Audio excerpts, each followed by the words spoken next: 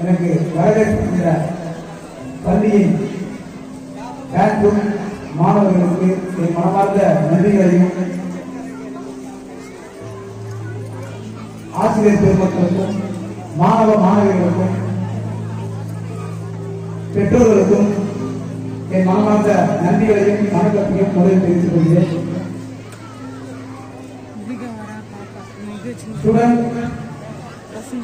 இந்த விளையாட்டு போட்டிகள் எதற்காக நடத்தப்படுகிறது உங்ககிட்ட இருக்கிற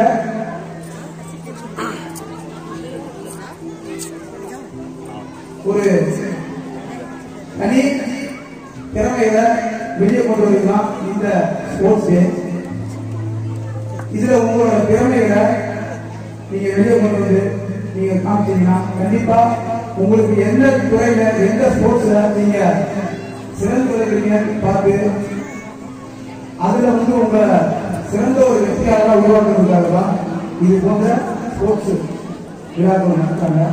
இந்த ஸ்போர்ட்ஸ்ல இந்த வருடம் கலந்து கொண்டு வெற்றி பெற்ற வீரர்களுக்கு மாணவ மாணவிகளுக்கு என் மனமார்ந்த வாழ்த்துக்களையும் தெரிவித்துக் கொள்கிறேன். இந்த வருடம் அனைத்து போட்டிகளிலும் கலந்து கொண்ட மாணவ மாணவிகளுக்கு நன்றிகளையும் வாழ்த்துக்களையும் தெரிவித்துக் கொள்கிறேன். நான் பெரிய பேச்சாளரோ மோட்டிவேஷன் டீச்சரோ இல்லை. நான் ஒரு ஸ்போர்ட்ஸ் பர்சன். ஸ்போர்ட்ஸ்ல பெரிய அச்சீவ்மெண்ட் பண்ணியிருக்கேன். இது போன்ற மேடையில மைக் போய் பேசி பழக்கம் இல்லை.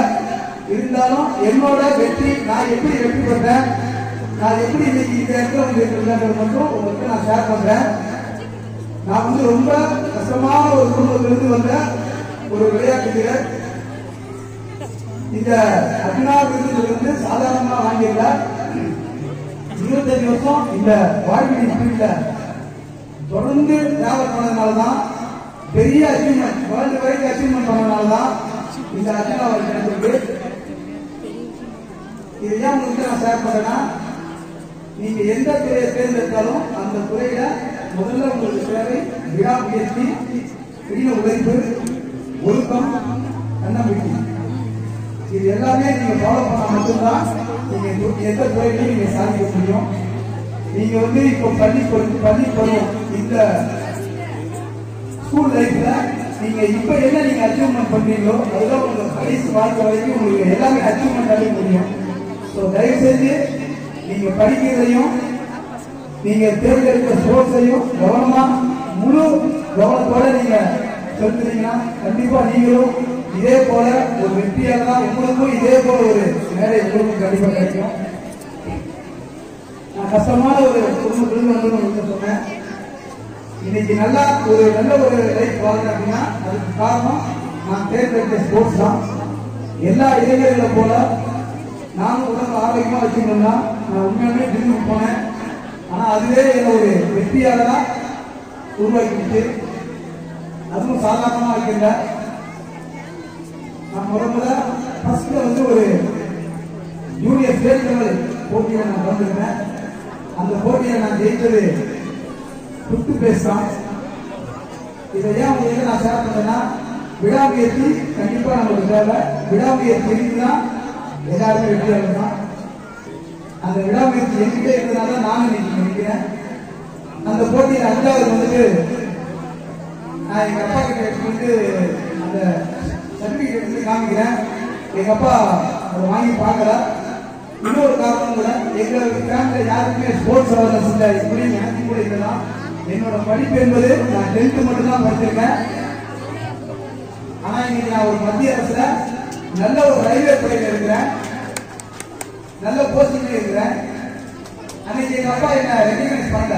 ஏன்னா ஸ்போர்ட்ஸ் அவேர்னஸ் இல்ல. இன்னொன்னு ஒரு காரணம் சொன்னாரு, நீ என்னைக்கு ஃபர்ஸ்ட் கோல்டு மெடல் வாங்கிட்டு சர்டிபிகேட் மட்டும் காட்டி அன்னைக்கு வாங்கி பாக்குறேன்னு உண்மையாலுமே எங்க அப்பா வாங்கி பார்க்கல. நான் பேசுறதுக்காக சொல்லல, எங்க அப்பா செஞ்சதை காட்டு நான் சொல்றேன். அந்த வருஷமே நான் முடிவு பண்ணேன், நம்ம எவ்வளவு பண்ணால எஃபோர்ட் போட்டு எவ்வளவு எந்த அளவுக்கு நம்ம எஃபோர்ட் போட முடியுமோ, எந்த அளவுக்கு நம்ம ஹார்ட் ஒர்க் பண்ண முடியுமோ பண்ணி நம்ம ஜெயிச்சு காமிக்கணும்னு எங்க அப்பா கிட்ட கொடுக்கணும்ன்ற ஒரு வெறியோட அந்த வருஷத்துலேயே ஒரு டிஸ்ட்ரிக்ட் மீட்ல கலந்துருக்கேன். அந்த டிஸ்ட்ரிக்ட் மீட்ல கலந்துட்டு என்னோட ஃபர்ஸ்ட் மிஸ்டர் சென்னை போட்டி வாய்ப்பு மிஸ்டர் சென்னை அப்படின்னா பெரிய அளவுல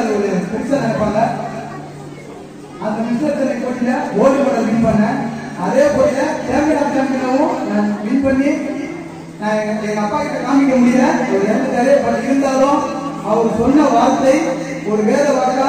நான் கடைசியா பண்ண காம்படிஷன் 2020, அது வரைக்கும் நான் கோல்டு மெடல் தான் வின் பண்ணி நான் வச்சிருக்கேன். இது ஏன் சொல்றேன்னா, விடாமுயற்சி கண்டிப்பா நமக்கு தேவை. ஸ்போர்ட்ஸ்ல மட்டும் இல்ல, நம்மளோட வாழ்க்கைக்கு நம்ம ஜெயிக்கணும் முடிவு பண்ணிட்டா அது விடாமுயற்சி கண்டிப்பா வேணும். அன்னைக்கு நான் வின் பண்ணிட்டேன். அதுக்கப்புறம் என்னோட படிப்பை பற்றி சொன்னேன். 10th மட்டும் மட்டுமே படிச்ச எனக்கு மத்திய அரசு ரயில்வே துறை வேலை நான் தேடி போகல, அதுவே தேடி வந்தது. அது எப்படி வந்துன்னா, கண்டிப்பா நான் எல்லா காம்படிஷனும் பண்ணேன், எல்லா போட்டியிலையும் நான் வின் பண்ணேன். எந்த அளவுக்கு என்னால எஃபோர்ட், ஒவ்வொரு வருஷத்துக்கும் நான் எந்த அளவுக்கு அதிகமா என்னால எஃபோர்ட் போட முடியுமோ எஃபோர்ட் போட்டேன். நான் ஜெயிச்சேன். எங்க வீட்டுல ஃபர்ஸ்ட் கவர்மெண்ட் ஜாப் எனக்கு தான் கிடைச்சு. எங்க வீட்டுல 4 பசங்க இருக்காங்க. அவங்களாம் அளவுக்கு நல்லாவே படிச்சிருக்காங்க. அவங்களுக்குலாம் நான் பெருமையா சொல்லிக்கல, அவங்களுக்குலாம் கவர்மெண்ட் வேலைன்றது ரொம்ப கஷ்டமான ஒன்றா இருந்தது. ஆனா எனக்கு ரொம்ப ஈஸியா நான் உண்மையிலே தேடி போல, அப்ளிகேஷன் கூட நான் போடல. அவங்க கோச்சை என்ன கூப்பிட்டு வேலை கொடுக்குறோம், நீ நல்லா பண்ணி, இது நல்லா பண்ணாங்க. நான் பண்ண வேலைக்கு ஜாயின் பண்ணேன். 2000 அப்பாயின்மெண்ட் வாங்கினேன். அதுலயும் விடாமுயற்சியா கண்டிப்பா நான் ஸ்போர்ட்ஸ் பண்ணேன். இப்போ வரைக்கும் 4 ப்ரொமோஷன் வாங்கியிருக்கேன். சாதாரணமா இல்ல, ஒரு ப்ரொமோஷன் வாங்கினா 10 வருஷம் அவங்க ஜெனரல் பர்சனுக்கு. நான் இதுவரை நான் வேலை ஜாயின் பண்ணி 25 வருஷத்துல 4 ப்ரொமோஷன் வாங்கியிருக்கேன். இன்னைக்கு நல்ல கோச்சிங்ல இருக்கேன். என்னோட சம்பளம் மாசம் 1 லட்சம் ரூபாய் நான் சம்பளம் வாங்குறேன். ரொம்ப கஷ்டமான ஒரு வாடகை ஒரு குடும்பம். நான் நல்லா இருக்கேன்னா அதுக்கு காரணம் என்னோட விடாமுயற்சி, கடின உழைப்பு, ஒழுக்கம், தன்னம்பிக்கை. இது எல்லாமே நான் உறுதியா பண்ணதுனால இன்னைக்கு எனக்கு நல்ல ஒரு வெற்றியாளராக இங்க இருக்கிறேன். என்னோட ஃபேமிலி ரன் நல்ல ஒரு இடத்துல இருக்கேன். இதெல்லாம் ஏன் உங்களுக்கு சொல்றேன்னா, நீங்க தேர்ந்தெடுத்த துறையில நீங்க கண்டிப்பா நீங்க சிறந்து விளங்கணும். அப்பதான் நீங்க நம்ம பிறந்ததுக்கு ஒரு அர்த்தம் இருக்கும்.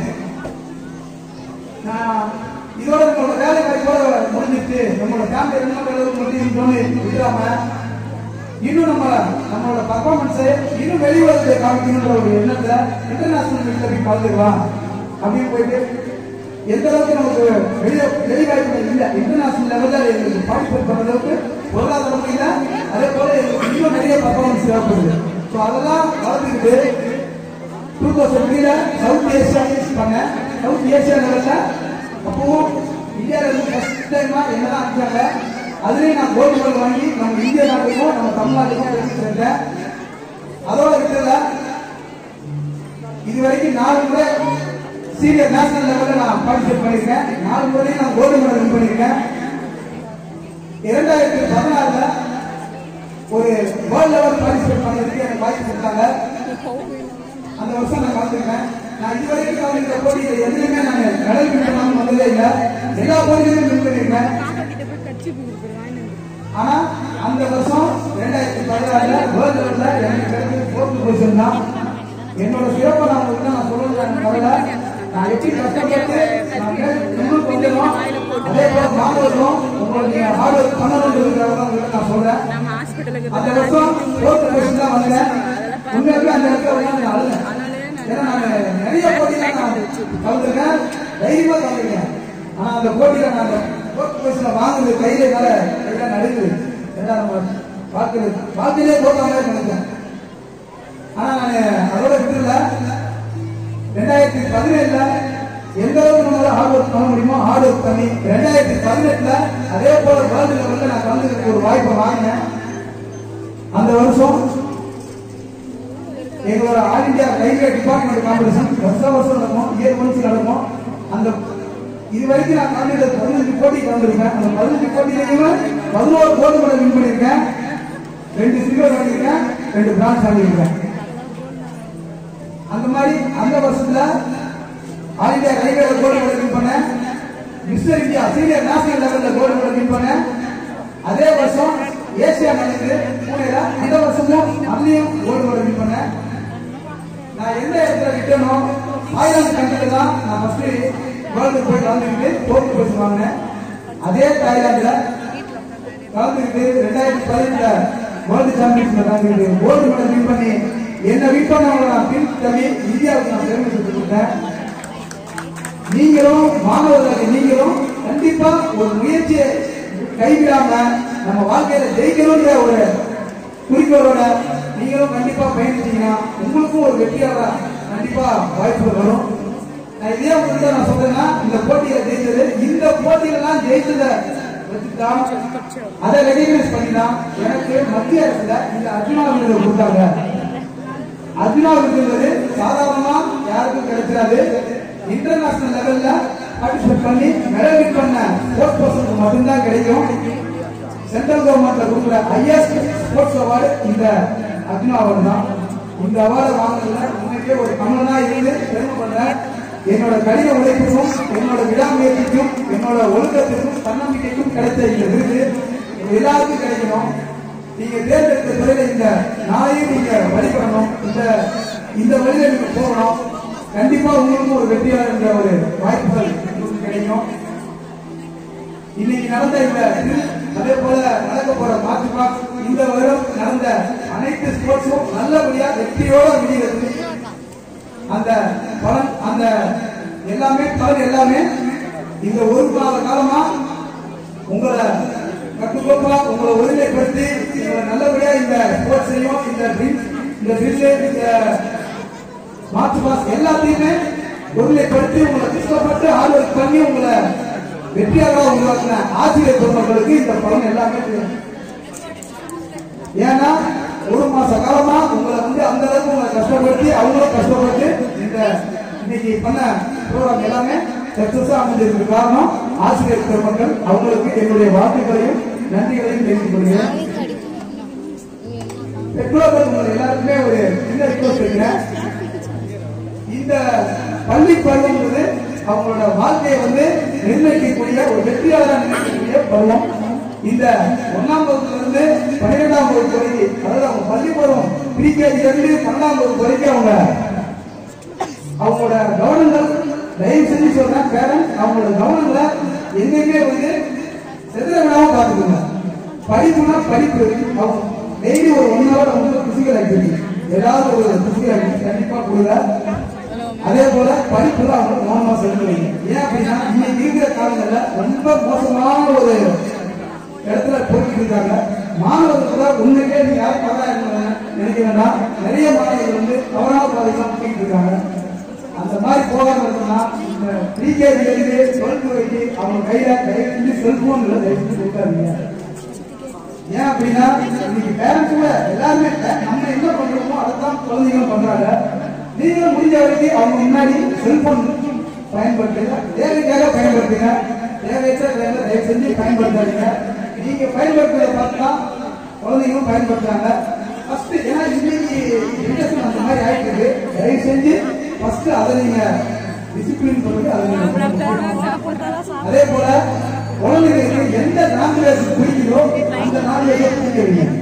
அவங்களுக்கு பிடிக்காத லாங்குவேஜை தயவு செஞ்சு கொஞ்சம் பிடிக்காதீங்க. அவங்க எந்த லாங்குவேஜ் பிடிக்குதோ அதை நல்லா படிக்கிறீங்க.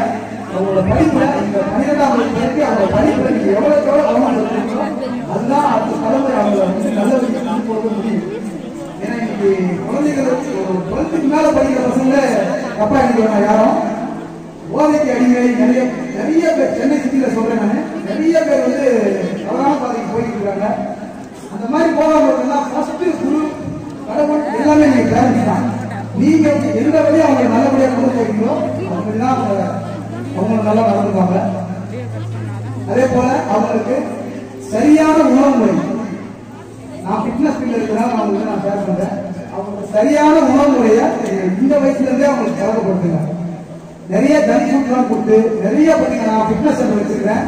என்னோட ஃபிட்னஸ் சென்டர் உடம்பு நல்லா கற்றுக்கணும் யாரும் வரதை விட வெயிட்டை குறைக்கணும். நம்ம ஓவர் வெயிட் ஆகிக்கணும். அப்படிதான் நிறைய பேர் வராங்க.